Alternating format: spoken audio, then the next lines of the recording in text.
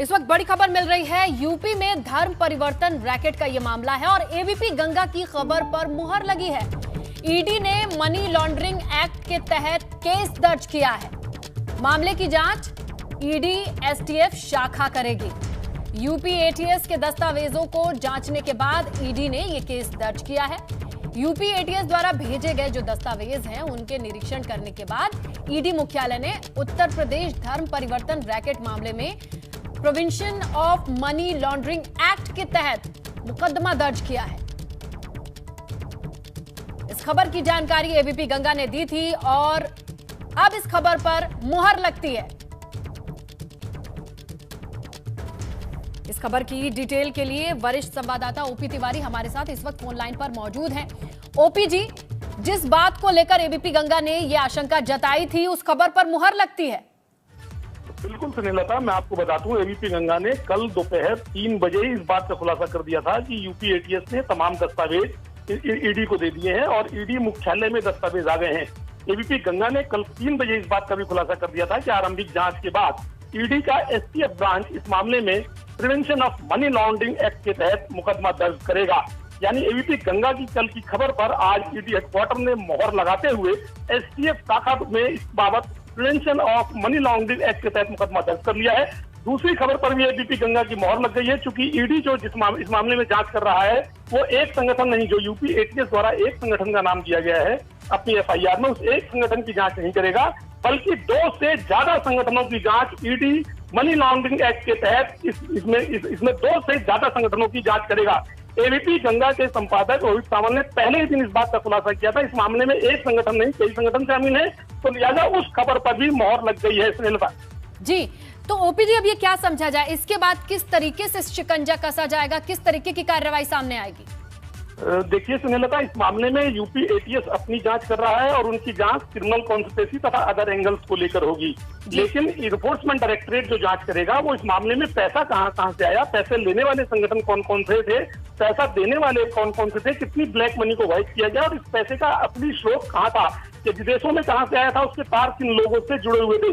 यानी एक बहुत ही बड़े स्तर पर एक इंक्वायरी की जाएगी जिसमें मनी एंगल शामिल होगा और इस जांच के दौरान कई बड़े संगठन और उससे जुड़े नामी गिरामी लोग भी इस जांच की आंच में फंस सकते हैं। श्रीलता बिल्कुल ओपी जी, ये मान के चला जाए कि अगर उत्तर प्रदेश से ये जांच शुरू हुई तो कई राज्यों से होते हुए कई देशों तक पहुंचेगी। बिल्कुल सुनीलता, इस बात की संभावना से अब इंकार नहीं किया जा सकता, क्योंकि उत्तर प्रदेश में जो जांच शुरू हुई थी उस जांच के तार तो बिहार, दिल्ली, हरियाणा तमाम राज्यों में फैल चुके हैं।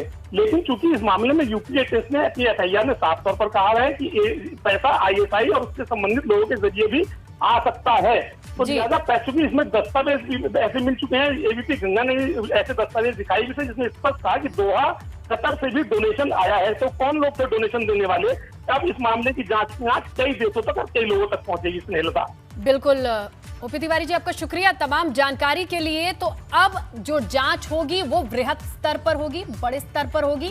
यहाँ पर प्रदेश से लगाए अंतर्राष्ट्रीय स्तर पर जो कनेक्शन आ सकते हैं, क्योंकि बड़ा सवाल है कि इन लोगों के पास पैसे आते कहां थे। और अब इस मामले की हर एक डिटेल खंगालेगी ईडी।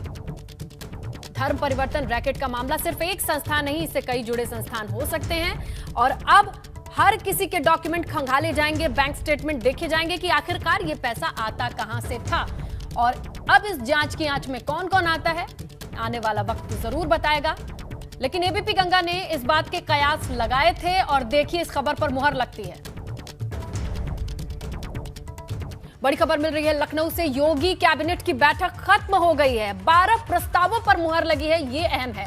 आपको बताएं कि आज योगी कैबिनेट की बैठक होने वाली थी। वर्चुअली तमाम कैबिनेट मंत्री इसमें जुड़ने वाले थे, जहां पर पीडब्ल्यूडी, पर्यटन से लगाए स्वास्थ्य महकमे के तमाम मंत्रियों का जुड़ना तय था।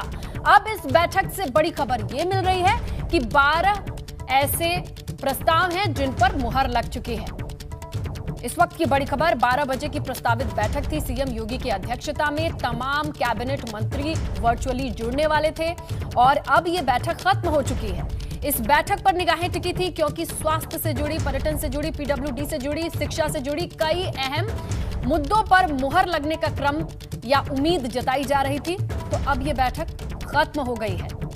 इस बैठक के खत्म होने के साथ जानकारी ये मिल पा रही है कि 12 मामलों पर 12 प्रस्तावों पर मुहर लगी है, सहमति बनी है कैबिनेट की। अहम बैठक इसलिए थी कि स्वास्थ्य, शिक्षा, पीडब्ल्यूडी और तमाम महकमों के कैबिनेट मंत्री वर्चुअली और जुड़ने वाले थे और कई अहम मामलों पर मंथन चर्चा के बाद निष्कर्ष भी निकालना था। तो चलिए ज्यादा जानकारी सहयोगी अनुभव से लेते हैं, फोन लाइन पर मौजूद है। अनुभव बताइए, 12 प्रस्तावों पर मुहर लगी है, कौन कौन से अहम बिंदु निकल के आ रहे हैं, क्या कुछ जानकारी? देखिए, कुछ लोक निर्माण विभाग से जुड़े प्रस्ताव थे, इसके अलावा कुछ चिकित्सा से जुड़े प्रस्ताव थे और साथ ही साथ कुछ हम कहें तो पर्यटन से जुड़े हुए प्रस्ताव थे। इसमें एक महत्वपूर्ण प्रस्ताव ये था कि जैसे मथुरा में विकास बोर्ड बनाया गया है, धार्मिक विकास बोर्ड, उसी तरह से चित्रकूट में भी एक विकास बोर्ड होगा जो चित्रकूट धाम के विकास के लिए काम करेगा। तो ये भी प्रस्ताव आज कैबिनेट में था। इसके अलावा कई सड़कों से जुड़ा हुआ प्रस्ताव था, कुछ पुल बनाए जाने हैं उत्तर प्रदेश में, उसको लेकर भी प्रस्ताव लंबे समय से पेंडिंग चला था। तो आज कैबिनेट ने उसको भी अप्रूवल दिया है। चिकित्सा विभाग से भी जुड़े कुछ प्रस्ताव थे जिनमें कुछ संशोधन थे नियमों में, उससे जुड़े प्रस्ताव को भी मंजूरी मिली है। इसलिए हम कह सकते हैं कि जो बैठक हुई उससे कहीं न कहीं किस तरीके से विकास की योजनाएं आगे बढ़ सके, इन सब मुद्दों पर जो भी प्रस्ताव आए थे कैबिनेट ने आज उन पर मुहर लगाई है। चलिए, अनुभव इंतजार रहेगा इन प्रस्तावों पर जिन पर मुहर लगी है, उनकी डिटेल्स क्या है। बहरहाल आपका शुक्रिया तमाम जानकारी के लिए।